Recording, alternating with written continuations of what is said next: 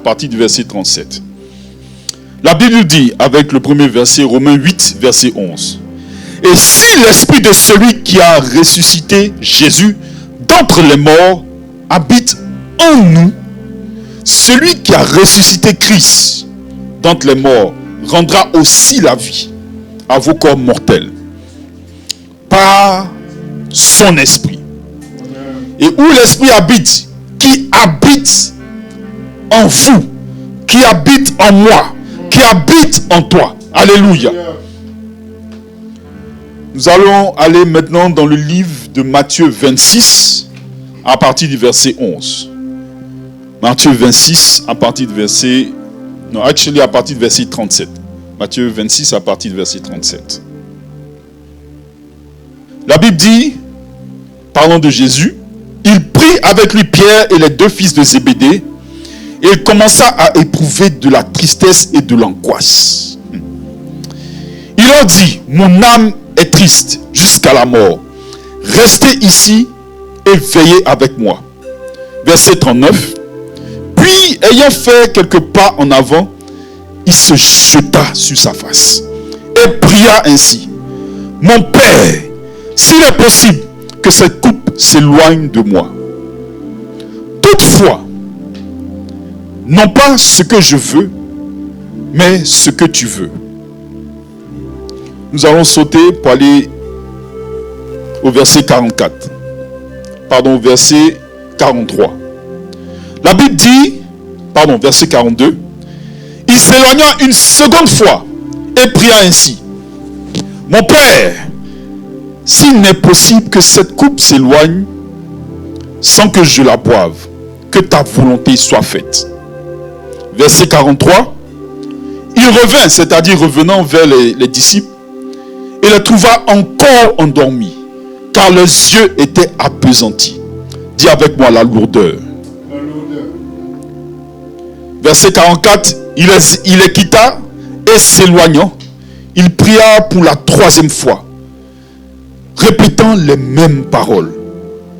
Verset 45, puis il alla vers ses disciples et leur dit, vous dormez maintenant et vous vous reposez.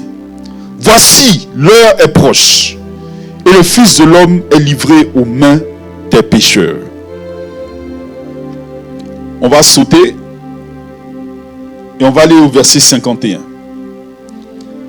Et la Bible nous dit, et voici un de ceux qui étaient avec Jésus étendit la main et tira son épée. Il frappa le serviteur du souverain sacrificateur et lui coupa l'oreille. Alléluia. On va sauter ensuite par le verset 56. Jésus parlant dit, mais tout cela est arrivé afin que les écrits des prophètes fût accomplis. Alors, tous les disciples l'abandonnèrent et prirent la fuite. On va lire ça encore, verset 56. Mais tout cela est arrivé afin que les écrits des prophètes furent accomplis. Alors, tous les disciples l'abandonnèrent et prirent la fuite. Seigneur, ceci est ta parole. Ta parole, éternel Seigneur, qui est vérité. Ta parole qui est capable de séparer moelle et jointure. Je prie, éternel Seigneur, que je diminue et que toi seul tu croisses. Que je disparaisse, Seigneur, et que ta gloire se manifeste. Dis, éternel Père, ce qu'un homme n'est pas capable de dire. Que toi seul tu envoies tes anges. Tu les délègues dans la vie de tes enfants, dans la maison de tes enfants, dans la prière de tes enfants. Éternel Père, dans leur témoignage, que ton esprit, éternel Seigneur, et que ton règne vienne, et que ta volonté soit faite. Dans le nom puissant de Jésus-Christ, j'ai prié. Amen. Étant dans le jardin de Gethsémane, nous sommes en train d'assister à une scène qui est vraiment inédite. On dit que si l'esprit de celui qui est en nous, celui qui a ressuscité Jésus-Christ est en nous, il est capable de nous ramener à la vie. Pas pour paraphraser ce verset. Mais ici, dans le jardin de Gethsémane, Jésus est seul, confronté à son destin. Jésus est en train de traverser la plus grande crise qu'il a de sa vie. Mais là, le Saint-Esprit n'est pas là. L'Esprit est parti. Mais la première des choses que Jésus fait recours, c'est à la prière. C'est-à-dire que lorsque Jésus est en face d'une situation devant laquelle il est angoissé, le grand Jésus qui a fait des miracles, le grand Jésus qui est sorti, devant qui Jean-Baptiste a dit, voici l'agneau de Dieu qui ôte le péché du monde, devant le sacrifice qu'il était supposé avoir. Voici Jésus en train d'agoniser, en train de struggle. Voici Jésus en train de se poser des questions. Voici Jésus qui est en train de parler à son Père.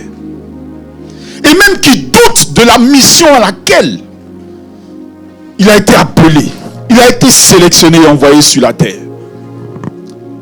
Bien-aimé, aujourd'hui, je sais que tu te poses la question, quelle est la relation entre Jésus dans le jardin de Gethsémane et la transformation?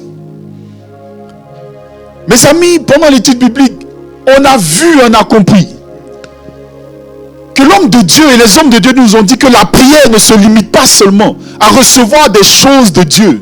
Non. Mais ça doit être quelque chose que nous devons avoir à l'intérieur de nous et que nous devons recevoir. Pas recevoir des choses physiques, des maisons, des voitures. Mais la prière doit nous revêtir et doit nous imprégner de quelque chose de solide. Et cette prière doit changer notre caractère, doit changer notre manière de voir, doit changer notre manière de parler. Jésus n'avait plus le Saint-Esprit. Il était dans le jardin de Gethsémane. Mais son seul recours était la prière. Parce qu'il était un homme qui a été transformé. Parce que malgré le Saint-Esprit, les gens disent oui, on a besoin du Saint-Esprit pour tout faire. C'est vrai. Mais sache que ta prière est le premier recours lorsque tu arrives devant une situation devant laquelle tu n'as aucune solution. Ta prière est capable de te donner la force. Ta prière est capable de te donner la capacité d'aller au-delà même de ce que Dieu t'avait déjà donné. Pourquoi? Parce que Jésus allant à la croix, le Saint-Esprit l'avait lâché. Tous les coups qui lui ont été donnés, il a reçu et il a senti. Toutes les humiliations, il les avait reçues. On lui a craché dessus. On l'a poignardé. Parce que si le Saint-Esprit était là, aucune chose n'était capable de rentrer dans son corps. Mais ce qui m'indigne dans cette situation, c'est que c'est la réaction de Pierre. Pierre qui connaissait Jésus. Pierre qui a marché avec Jésus. Pierre qui a mangé avec Jésus. Pierre qui a reçu l'Esprit, une partie de l'Esprit. Parce que n'oubliez pas que Jésus les a envoyés, les 70, pour aller faire des miracles. Et nous savons que c'est dans le nom de Jésus que tous ces miracles sont arrivés. C'est pour ça que dans le livre de Luc, les 70 sont revenus et ils ont dit, Jésus, regardez, nous avons chassé des démons dans le nom de Jésus. Alléluia. Mais ce même Pierre, lorsque les gens viennent arrêter Jésus, malgré la parole faite chair, malgré toutes les prédications, que ça soit sur la montagne, malgré toutes les béatitudes, la réaction de Pierre est comme la réaction d'un païen. Pierre n'était pas transformé dans toute sa profondeur. Jésus a prié pour Pierre. Parce qu'il a dit oui. Jésus, je te suivrai. Lorsque tu lis le livre de Jean 16, jusqu'à la mort, Mais Jésus lui a dit non, fais attention à ce que tu dis. Parce que le coq ne va même pas chanter 3 fois que tu vas me renier. Jésus a prié pour Pierre, mais malgré cela, il fallait que Pierre soit transformé. Parce que Jésus a ajouté, il a dit, lorsque tu seras converti, en d'autres termes, lorsque tu seras transformé, je voudrais que tu affermisses tes frères. Parce que là où tu es, l'Esprit de Dieu n'est pas encore arrivé. Là où tu es, tu n'es pas encore prêt, mon frère. Là où tu es, tu n'es pas encore prête, ma soeur. Parce que l'Esprit de Dieu n'est pas encore rentré dans ta vie pour faire le travail qu'il est supposé faire. Lorsque nous avons parlé de la transformation, lorsque nous avons parlé du renouvellement de l'esprit, on avait dit que c'était une nouvelle manière de voir, un nouveau procédé, un nouveau départ dans nos vies. Pierre avait besoin d'un nouveau départ, comme tous les autres disciples qui étaient avec Jésus. Tous ceux qui ont marché avec Jésus avaient besoin d'être imprégnés, avaient besoin d'être transformés, afin que l'Esprit de Dieu puisse se manifester dans leur vie. Alléluia. Vous savez, c'est un danger de prétendre. C'est un danger de faire semblant de marcher avec Jésus.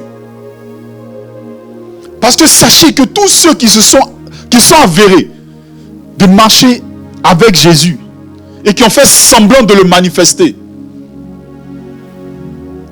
ils n'avaient rien à montrer. Alléluia. Vous savez, la nature de tout homme, lorsque nous naissons, se limite à notre chair. Mais nous avons besoin de la transformation, afin que Dieu puisse imbiber notre corps, notre âme et notre esprit, afin d'être transformé dans notre âme. Nous ne pouvons pas parler de la présence de Dieu sans la transformation. Parce que la transformation, c'est ce qui garde la présence de Dieu en nous. Alléluia. La présence de Dieu n'est pas quelque chose avec laquelle on joue. Comme nous l'avons dit à plusieurs reprises, le Saint-Esprit est un gentleman. Le Saint-Esprit ne va pas rester à voir et à aimer le péché. Non, il s'éloigne. Et lorsque Pierre a vu ce qui s'est passé dans le jardin de Gethsémane, il a laissé sa nature humaine au lieu de laisser sa nature céleste prendre le dessus.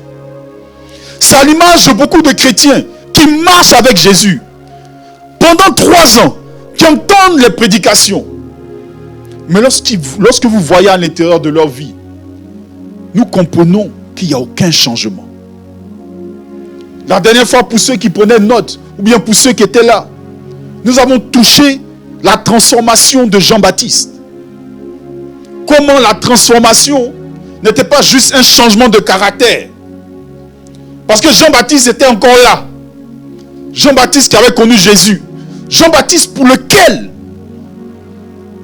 il avait été envoyé en mission pour venir aplanir le chemin, pour appeler à la repentance et pour baptiser de l'eau.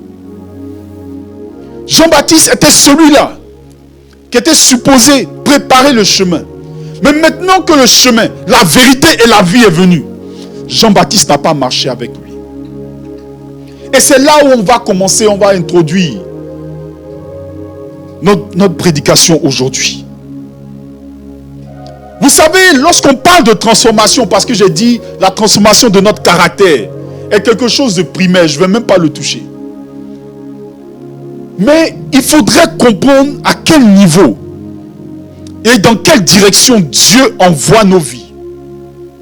Parce que si on ne comprend pas la direction que Dieu nous apporte dans notre vie, il est impératif pour nous que nous puissions ouvrir les yeux. Sinon la mission de Dieu nous passera au-dessus de notre tête. Alléluia. Dans le jardin de Gethsémane, Pierre a voulu défendre Jésus. Pendant que beaucoup de chrétiens l'avaient abandonné, Pierre a sorti son épée, pensant qu'il était capable de faire justice. Pierre a voulu défendre la destinée de Jésus, qui était supposé aller à la croix. Vous savez, ce n'était pas la première fois que Pierre a fait cela. Jésus parlant comment on appelle ça, aux disciples, il a dit, aujourd'hui est ma dernière nuit. Et Pierre lui a répondu, non, tu n'iras pas. Quelle a été la réaction de Jésus? Il a dit, arrière de moi, Satan. C'est-à-dire que Pierre, c'était la deuxième fois que Jésus le reprenait quant à ses émotions, quant à sa volonté de pouvoir arrêter le train que Dieu avait mis en marche. Bien-aimés, dans notre transformation, il est important que chacun de nous puisse comprendre les warnings de Dieu. Parce qu'à plusieurs reprises, Dieu vient et nous visite. Il dit, arrière de moi, Satan. Parce que certaines fois, le diable prend le dessus sur nos désirs. Le diable prend le dessus sur notre volonté. Aujourd'hui, si tu envoies l'argent à un chrétien, c'est la meilleure de toutes ces corruptions. Il va dire, c'est Jésus qui a envoyé. Mais la Bible nous dit, c'est la bénédiction de l'Éternel qui enrichit et qui ne se fait suivre d'aucun chagrin. Parce que cette soi-disant bénédiction qui est l'argent est capable de se faire suivre d'un chagrin. Mes amis, c'est Jésus seulement qui est bon. Tout ce qui est sur terre est temporaire et ne peut pas aider à te faire rentrer dans le ciel. L'argent va te laisser ici. Ton mari va te laisser ici. Ta femme va te laisser ici. Cherche à craindre Dieu. Vous savez, lorsque je lis ma Bible, je vois que ce niveau de transformation dans notre mission est important. C'est pour ça, lorsque le pasteur Moses avait touché Pénina pendant l'étude biblique, j'ai compris quelque chose d'impératif dans la vie de notre sœur Anne. La Bible nous dit dans le livre de 1 Samuel 1 à partir du verset 7 que toutes les années, on dit bien toutes les années, où les gens partaient dans un pèlerinage, ils partaient rencontrer Dieu. C'est-à-dire, à chaque fois que tu pries, à chaque fois que cette femme se mettait à genoux, à chaque fois que tu rentres dans ton temple, il y avait une Pénina, il y avait un homme, il y avait une femme qui faisait que d'envoyer des meurtrissures. La Bible dit que chaque fois que Anne montait à la maison de l'Éternel, à chaque fois que tu pries, Pénina, ton problème, ta situation te mortifie de la même manière. Mes amis, on m'a déjà parlé des insensés. Un insensé, c'est celui qui fait toujours la même chose et qui s'attend à un résultat qui est différent. La Bible dit de la même manière. Pénina ne se fatiguait pas. Elle attendait au moment où Anne partait dans la présence de Dieu afin de pouvoir la mortifier. Ceci est un handicap. Parce que lorsque tu connais Dieu et tu n'es pas transformé, tu vas tomber toujours dans le piège de l'ennemi. Et l'ennemi va toujours agir de la même manière. Je veux parler à quelqu'un. Je veux dire à quelqu'un aujourd'hui que tu es dans un cycle qui est un cycle vicieux. Tu vois toujours les mêmes choses arriver dans ta vie de la même manière. Cherche à craindre Dieu. Cherche à marcher avec Dieu. Élève la voix vers Dieu. Et sors de ce cycle-là. Parce que tu retombes toujours dans le même endroit. Et tant que tu ne vas pas être transformé, mon frère, tant que tu ne vas pas être transformé, ma soeur, tu seras toujours dans ce cycle vicieux. Alléluia. À la fin de la journée, il est impératif que tu puisses briser tout cycle où l'ennemi essaie de te garder dans un esclavage. Parce que c'est ça. La transformation te fait sortir de l'esclavage. La transformation te donne la capacité d'être dans la liberté.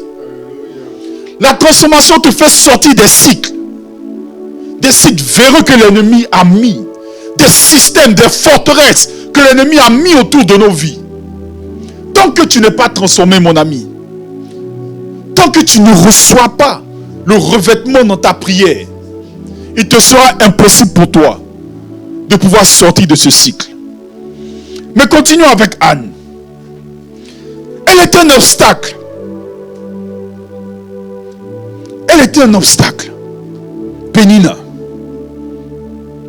Et à chaque fois qu'elle arrive à la maison de l'Éternel, si quelqu'un t'a déjà blessé au milieu de ta prière, il te sera impossible pour toi de pouvoir rentrer dans la présence de Dieu.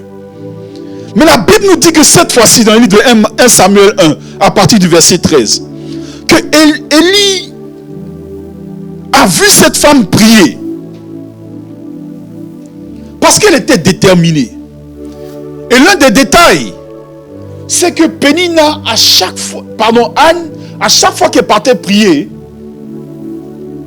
et Pénina lui faisait du mal, elle ne mangeait pas. Mais cette fois-ci, elle est partie à la maison de l'Éternel. Et elle a tellement prié. Et Élie a vu qu'elle était dans un état d'ivresse.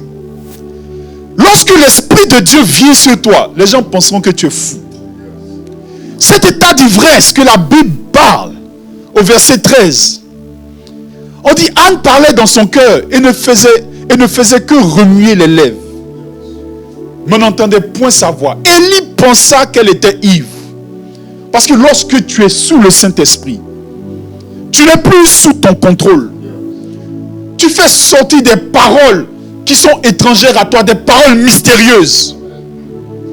Mes amis, est-ce que tu es arrivé à ce niveau-là où tu es capable de parler à Dieu d'une manière ouverte, d'une manière sincère, et pouvoir te connecter à lui d'une manière sincère et profonde, afin qu'il puisse toucher ton cœur, afin que ce qu'il te donne ne soit pas quelque chose de physique.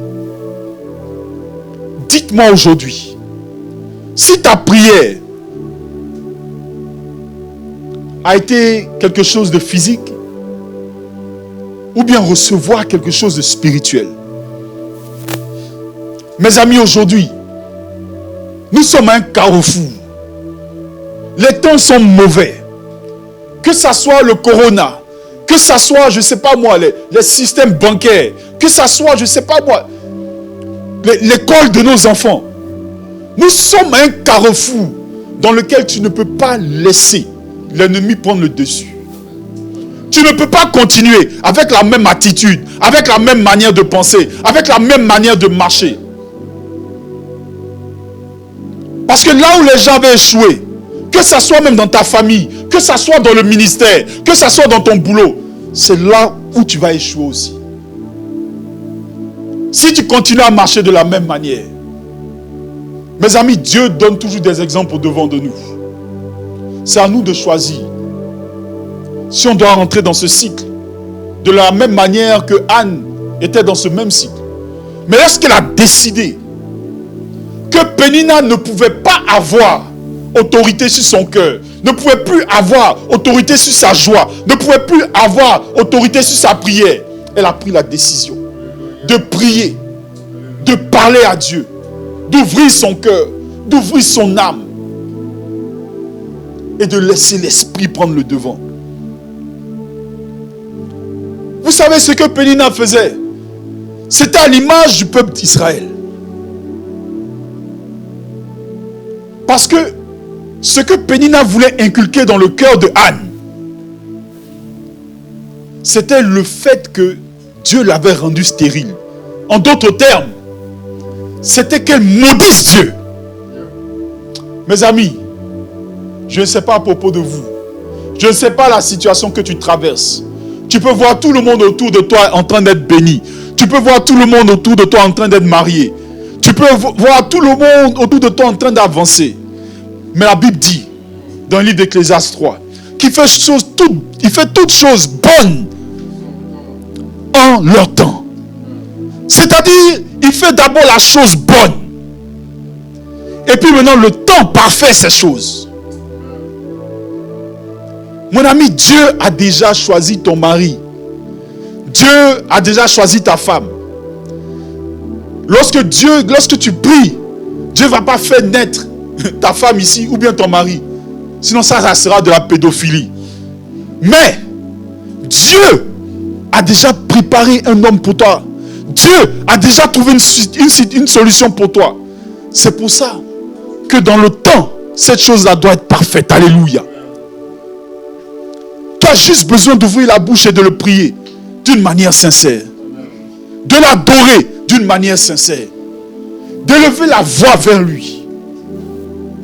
Et de laisser ton cœur être transformé. Alléluia. Pendant 40 ans, la présence de Dieu était avec le peuple d'Israël. Lorsque nous lisons le livre d'Exode 23, à partir du verset 20, la Bible dit, parlant de l'Éternel, il dit, voici, j'envoie un ange devant toi, parlant à Moïse, pour te protéger en chemin et pour te faire arriver au lieu que j'ai préparé. Verset 21. Tiens-toi sur tes gardes en sa présence et écoute sa voix. Ne lui résiste point, parce qu'il ne te pardonnera pas vos péchés. Car mon nom est en lui. La présence de Dieu était avec le peuple d'Israël pendant 40 ans. Pendant 40 ans, ils n'ont pas compris la mission qu'ils étaient supposés avoir. Pendant 40 ans, ils se sont plaints, ils se sont rebellés. Et eux tous, sur 2 millions qui sont sortis d'Égypte, c'est 2 qui sont rentrés à Canaan. 1 999 998 morts qui n'ont pas pu rentrer dans leur bénédiction. Mais Dieu était présent pendant le jour comme la nuit. Et pendant la nuit, il est guidé comme un feu. Mes amis, lorsque tu n'es pas transformé, lorsque tu n'écoutes pas la parole de Dieu et tu ne la mets pas en pratique, la présence de Dieu peut être là, mais c'est un jugement, comme on l'a déjà vu. Mais voici ce qui m'intrigue. La Bible nous dit que Dieu était au milieu de ses enfants. Pas seulement à travers un peuple dévorant, à travers un feu dévorant. Mais après, il a dit qu'il voulait devenir, il a voulu être au milieu de l'arche, dans la tente d'assignation. C'est-à-dire, Dieu n'a jamais quitté son peuple malgré leurs péchés. Mais quel a été le résultat? En principe, nous devons avoir des hommes et des femmes qui étaient loin. Des hommes et des femmes qui étaient puissants dans la présence de Dieu. Mais non. Dieu était là, mais le cœur était loin. Mes amis, si tu n'es pas transformé, et ton cœur reste dans le monde, ton cœur reste dans les situations, ton cœur reste au milieu de tes problèmes, si ton cœur reste dans le passé avec tes ex, si ton cœur reste dans le passé avec tes anciens boulots, si ton cœur reste dans le passé avec tes anciennes gloires, si ton cœur reste dans l'argent, si ton cœur reste dans les choses qui ne glorifient pas Dieu, tu vas réagir comme le peuple de Dieu. La présence de Dieu était là, mais elle n'a eu aucune valeur dans leur vie. C'est pour ça que la Bible nous dit qu'il a montré ses œuvres à Moïse. Il a montré ses voies à Moïse. Il a manifesté ses œuvres au peuple d'Israël. Parce que Moïse prenait le temps de rentrer dans la présence de Dieu. Moïse prenait le temps de pouvoir parler à Dieu. Moïse prenait le temps de pouvoir avoir une conversation avec Dieu. Ce n'était pas de son choix. Et on va le voir dans quelques minutes. Ce n'était pas son choix. Parce que Dieu a donné l'opportunité au peuple d'Israël de leur parler aussi face à face. Mais ils l'ont rejeté. Ils ont préféré avoir un interlocuteur. Mes amis, si nous ne sommes pas transformés, Dieu est capable de chercher à nous parler. On va chercher aussi des intermédiaires. Alléluia. La Bible nous dit dans le livre d'Exode 24 que Moïse monte vers Dieu et il rapportait au peuple. À plusieurs reprises. Mais avançons, allons dans le livre de Deutéronome 20, à partir du verset 18. Comme le temps est un peu avancé, je vais juste sauter et expliquer rapidement. Si vous n'avez pas votre Bible. Le peuple de Dieu a demandé à voir l'Éternel. Et Dieu a dit, ok, il n'y a pas de problème. Je vais descendre, ils ne me verront pas. Mais je vais descendre sur la montagne. Je vais descendre sur la montagne de Sinaï. Afin que le peuple que j'ai fait sortir d'Israël, d'Égypte, je puisse rentrer en contact avec lui. Afin que ma présence ne soit pas juste invoquée dans le nom de l'ange qui est au-devant d'eux. Mais que je puisse avoir une relation avec eux. Alléluia. La Bible nous dit dans le livre de Deutéronome 20, à partir du verset 18, que tout le peuple entendait les tonnerres et le son de la trompette. Il voyait les flammes de la montagne fumante. À ce spectacle, le peuple tremblait et se tenait dans l'éloignement. Verset 19. Ah Seigneur.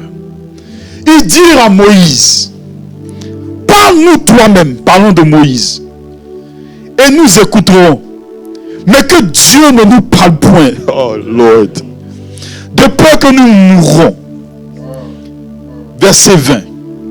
Moïse dit au peuple, ne vous effrayez pas, car c'est pour vous mettre à l'épreuve que Dieu est venu. Et c'est pour que vous ayez sa crainte devant les yeux, afin que vous ne péchiez point. Mes amis, lorsque nous rentrons dans la présence de Dieu, Dieu ne veut pas qu'on ait peur de lui. Dieu cherche que nous ayons la crainte, sa crainte.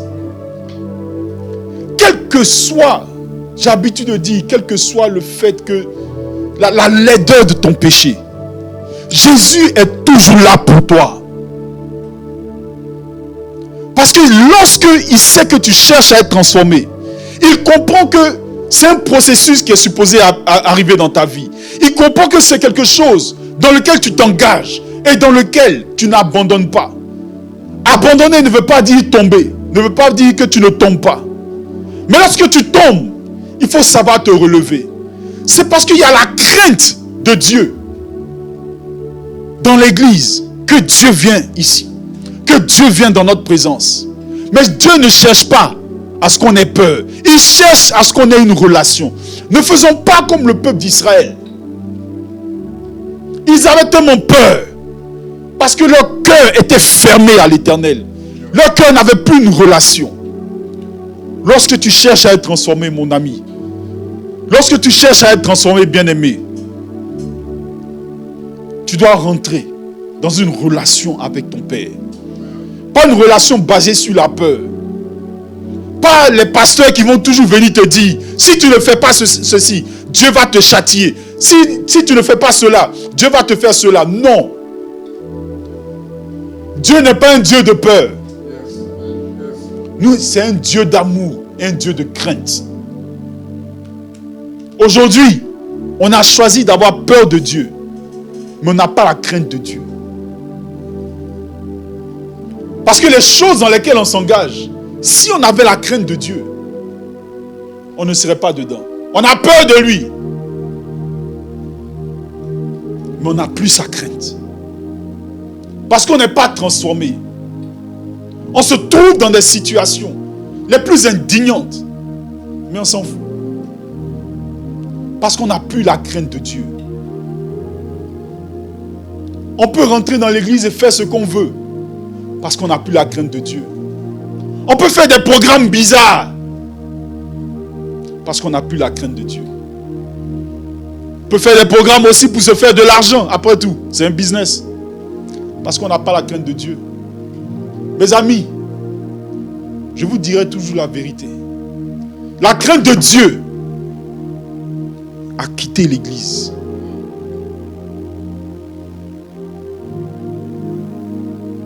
La crainte de Dieu doit revenir au milieu de l'église. Parce que lorsqu'on n'est pas transformé, on n'a aucune conscience de ce qu'on fait. Ça ne veut pas dire qu'on est parfait. Non. C'est-à-dire on travaille sur nos infirmités. Mais la crainte de Dieu, c'est lorsque tu vois des situations dans ta vie qui t'indignent au plus profond de toi. Parce que la nature de Dieu est inclue en toi. Avoir la nature de Dieu et la crainte de Dieu, c'est ne pas voir l'injustice arriver au milieu de l'église. C'est ne pas voir ton frère et ta soeur en train de périr. Je plaisantais comme ça avec des amis. Je disais un jour que moi, aujourd'hui, ce n'est que la grâce de Dieu à laquelle je marche. Combien de gens ne sont pas arrivés où je suis arrivé si ce n'est pas la grâce de Dieu? Parce que même parmi les gens dans le monde, même au milieu de l'église, il y a des gens qui sont en train d'attendre le jour où tu vas tomber. Et on dira, oh mais voilà, on vous avait dit, le pasteur Olivier là, c'est le plus mauvais parmi eux. Ils attendent comme ça même. Mais si ce n'est pas la grâce de Dieu, si ce n'est pas la crainte de Dieu, mes amis, nous devons marcher avec un Dieu qui est fidèle.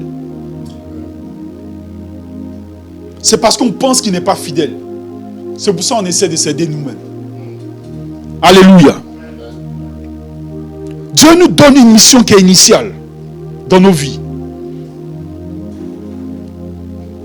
Et lorsqu'il nous envoie en mission, dans cette mission, il regarde aussi notre transformation. La dernière personne, et ensuite, je vais sauter tout le reste et on va rentrer en prière.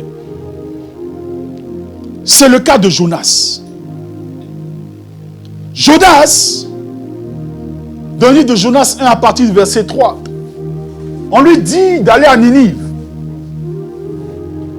C'est-à-dire d'aller à l'inconnu. D'aller chez les gens qui sont ennemis à sa race.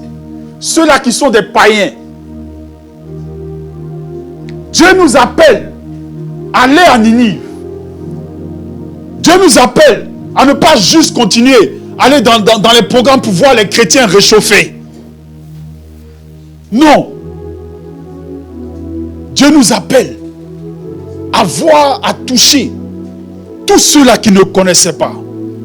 Tous ceux-là qui n'ont jamais entendu parler de lui. Alléluia.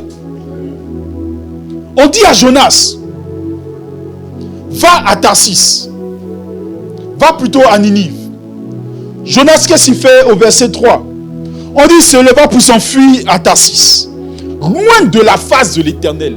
Loin de la présence de l'Éternel. Comme si sa fuite pouvait faire en sorte que Dieu ne soit pas présent là où il s'en va. Mais voici ce qui m'intrigue. Plus loin au verset 3, on dit, il paya le prix du transport et s'embarqua pour aller avec les passagers à Tarsis, loin de la face de l'Éternel. Il fait sortir de l'argent. Il investit dans la mauvaise direction. Plus loin, le poisson qui a avalé Jonas, il n'a pas payé. Le poisson le prend for free et le ramène dans la direction de Ninive.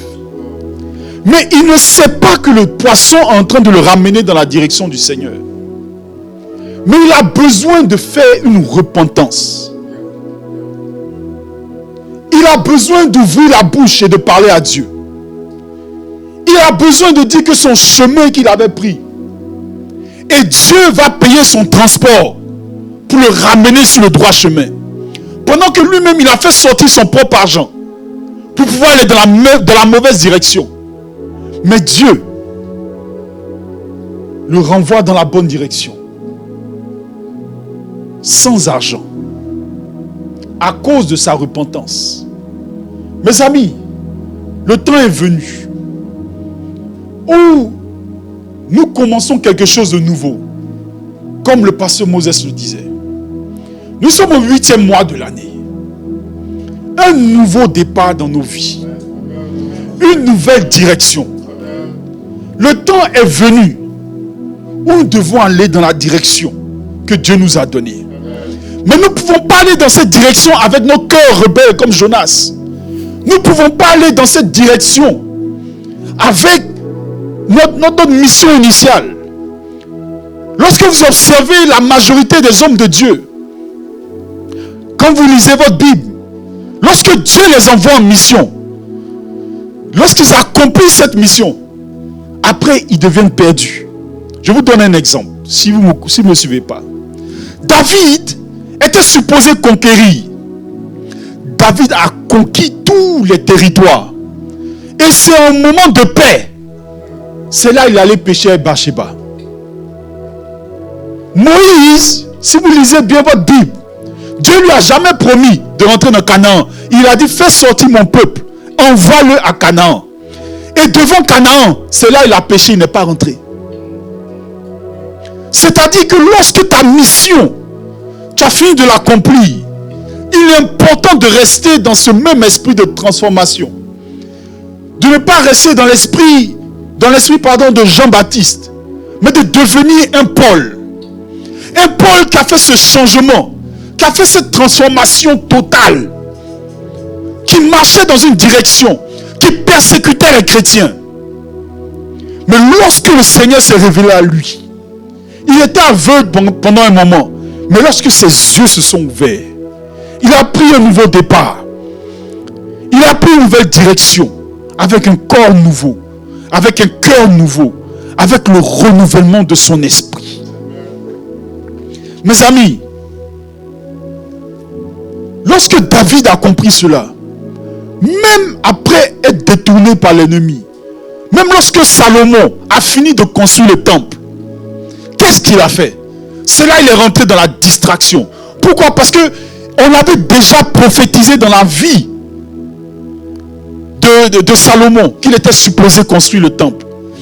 Mais Dieu n'a rien dit après. Il était confus sur sa mission après. Mais si tu ne restes pas dans un esprit de transformation, bien-aimé, le chemin que Dieu va tracer pour toi, tu vas le rater. Il y a un nouveau chemin qui se lève, qui s'ouvre devant nous, mes bien-aimés. Nous devons ouvrir nos yeux afin de comprendre ce que Dieu veut faire. La Bible nous parle d'une tribu qui s'appelle la tribu d'Issachar, qui était la tribu que les gens consultaient, en guillemets. C'est eux qui savaient quels étaient les temps et les circonstances. Et qu'est-ce que le peuple d'Israël était supposé faire. Mes amis, si tu n'as pas le discernement, parce que oui, c'est ça. La clé de la transformation, c'est le discernement de ce que Dieu est en train de faire dans les temps. Tu peux avoir la sagesse. Tu peux avoir la sagesse comme Achitophel. Achitophel était le conseiller de David. On dit Achitophel était tellement intelligent. Lorsque vous faites des recherches sur cet homme, il n'était pas seulement intelligent dans le domaine politique, il était intelligent dans le domaine militaire, économique. Vous allez prendre les annales de, comment on appelle ça, de Hébreu. Achitophel était l'un des hommes les plus smart. C'était. Il avait la plus grande sagesse, mais il n'avait pas le discernement. Le discernement, Dieu le donne à ses enfants. C'est le même Achitophel qui s'est levé et qui s'est allié avec le fils de David, Absalom, afin de chasser David du pouvoir. Mais vous savez c'est quoi le discernement? David sort. David avait perdu le royaume et il marchait. Mais la couronne que David avait était une couronne spirituelle. Et un de ses ennemis au dehors faisait que crier. Il dit, ah me voici. Regarde-toi. Siméi l'insultait, le roi. Et les gardes de David ont dit qu'ils allaient tuer Siméi. Mais non. David a dit non. David a discerné. Il dit, laissez cet homme. C'est parce que c'est Dieu qui permet. Alléluia. Mes amis, je prie que le discernement dans notre transformation nous garde dans la présence de Dieu. Dieu se manifeste tantôt d'une manière, tantôt d'une autre. Avec Élie, le grand Élie qui a fait descendre le feu. il a fui devant Jézabel. Il a fui la présence de Dieu. Il est allé dans le rocher. Il a commencé à se plaindre de Dieu. Mes amis, s'il avait aussi le discernement, il n'aurait pas fui. Jésus dans le jardin de Gethsémani aurait pu dire, Seigneur, cette histoire avec toutes ces méchantes personnes, toutes ces personnes à venir, comme passé, je peux laisser cela. Mais Jésus a fait le sacrifice, il a prié. Et Dieu lui a donné le discernement, il a dit, non pas ma volonté, mais ta volonté. Il y a des choses que tu vas lire dans la Bible, mais il y a des choses que le Seigneur va te mettre au devant de toi.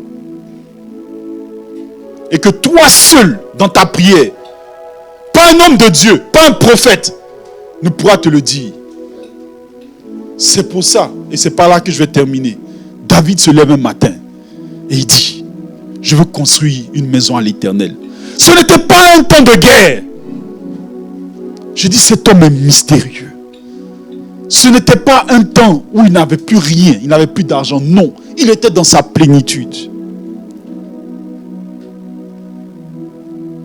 Si vous lisez ce passage, vous allez voir cette petite prière de David. Mais vous savez combien de chapitres l'Éternel a répondu à David, j'ai failli dire à Jésus, sur 2 chapitres. Il est reparti depuis la Genèse.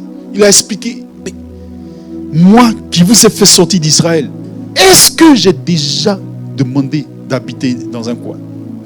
Et c'est là que Dieu veut qu'on aille. C'est là que Dieu veut qu'on arrive. Des choses que personne n'a entendues de leur oreille. Des choses que les gens n'ont jamais vues. Lorsque nous sommes transformés et nous marchons dans la présence de Dieu. Alléluia. Alléluia. Aujourd'hui étant le premier mois, on va rentrer en même temps dans cet esprit de prière. Alléluia. Je ne sais pas à quel niveau les travaux de l'église sont. Je ne sais pas qu'est-ce que les gens sont en train de traverser dans leur vie. Surtout avec les histoires de nouvelles variantes, tout ça. Les enfants s'apprêtent à aller à l'école. Et pendant que j'étais en train de prier, tous ces sujets de prière-là sont en train de venir dans ma tête. On va élever la voix vers le Seigneur. D'abord, on va prier pour l'église. On va demander qu'en ce 8e mois, le Seigneur puisse se glorifier. Qu'un nouveau départ dans notre vie, qu'un nouveau départ dans notre adoration, qu'un nouveau départ dans notre prière, qu'un nouveau départ avec sa présence puisse se manifester. Dieu n'a pas fait exprès de nous placer dans cette métroplexe de Dallas. Dieu n'a pas fait exprès de nous placer dans cette métroplexe d'Omaha. Dieu n'a pas fait exprès pour nous placer dans cette métroplexe de Austin. Et Dieu n'a pas fait exprès de nous mettre aussi dans une autre métroplexe qui arrive. On va élever la voix vers celui-là même qui nous a appelés. On va élever la voix vers celui-là même qui nous a sélectionnés. On va élever la voix vers celui-là même qui nous a guidés et qui nous a instruits. Afin que s'il y a une direction qu'on n'avait pas prise, que le Seigneur nous ramène dans la bonne direction. Qu'on élève la voix vers notre Dieu. Et que le Père de gloire se manifeste dans toute sa plénitude. Que tout ce qu'il avait prévu dans ce ministère, que tout ce qu'il avait prévu au milieu de la métroplexe de Dallas, que tout ce qu'il avait prévu dans notre église, que ceci se manifeste dans le mois d'août, dans le nom puissant de Jésus. Ouvre la bouche et commence à prier.